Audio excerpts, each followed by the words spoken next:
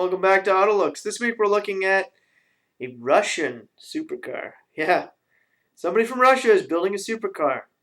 Ever heard of the MaRussia supercar manufacturing company? Well, they're out and they got the new B1. Of course, it was released this year in 2010. They're now working on the B2 supercar. Waiting for pictures on that. Well, you can find them online, but waiting for some good pictures from my article. Okay, but this week we're looking at the B1. What a wild looking car. What happens when you get a bunch of Russians together and say, hey, everybody else has got supercars.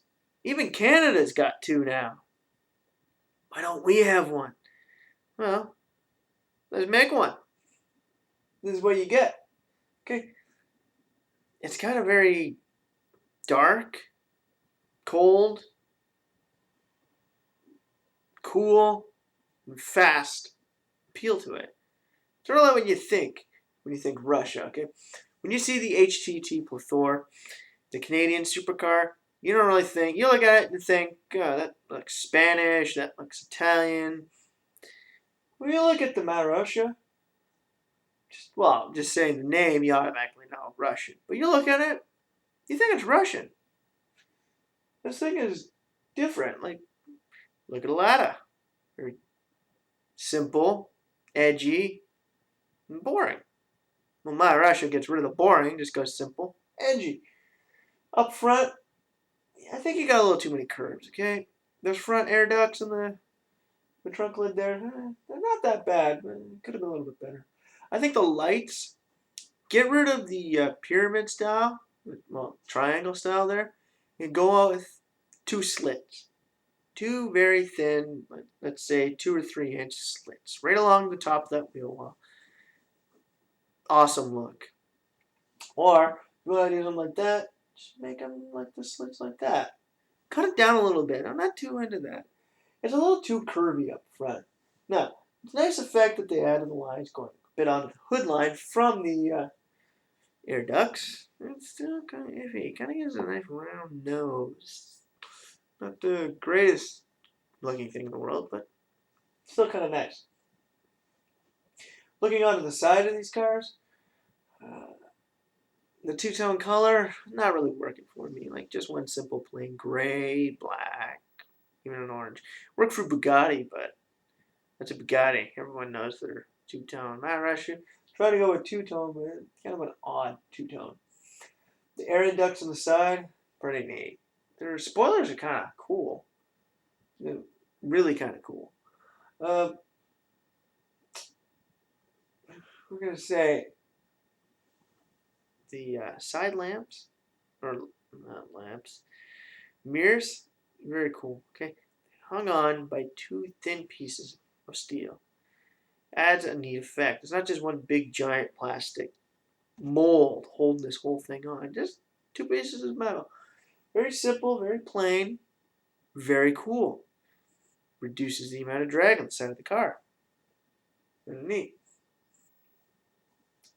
Now, up front, I'm not going to give it the world's greatest mark. Why? Because the top of it looks like a space dome from the 1950s. And there's a little too many curves. Should be more edging. Kind of create some edging lines on this thing. You might have something really cool. Now, let's go out back. Okay. My picture's a little dark. Okay, out back, this thing's kind of neat. Like in other supercars, they put the exhaust dead center. Cool, neat.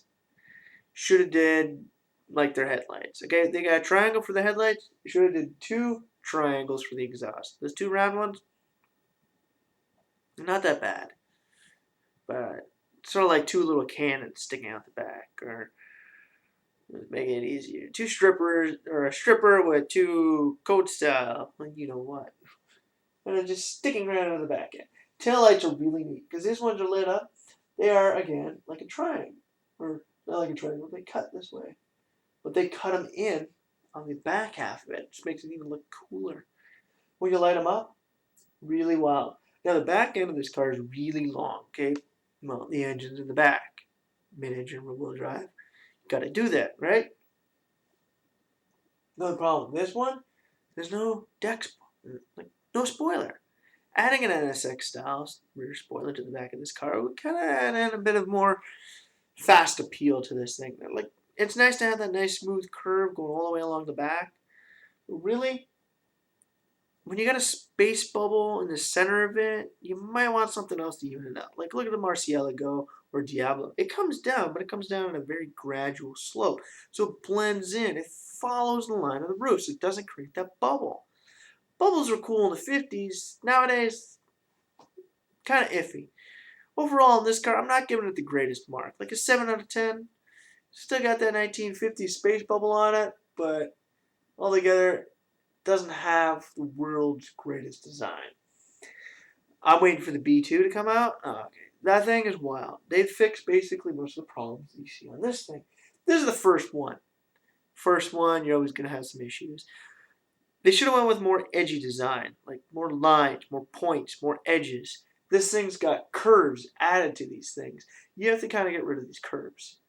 Get rid of those nice round curves in the front, the bubble dome, and then some points to them. You can create something a little bit cooler, a little bit faster, a little bit more wild. Okay?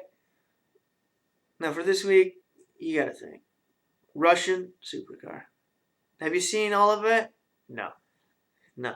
Check out my article online at angelfire.com/ex2//autolooks. I don't know if you got all that. And you can read up in the article for a Turkish sports car from last year, or this year we got an SUV from Iran. Kind of neat. Trust me, I thought I've seen it all, but there's some pretty neat cars out there. This is just the tip of the iceberg. And for the Russians, they've come a long way from those weird, horrible, cheap built Ladas to the MaRussia B1. It's not my Russia, but hey, I'm putting this thing up there with cars of the likes of TBR, Marcos, and Caterham. It's that cool. For this week, this is Ever Jay saying, keep 'em coming.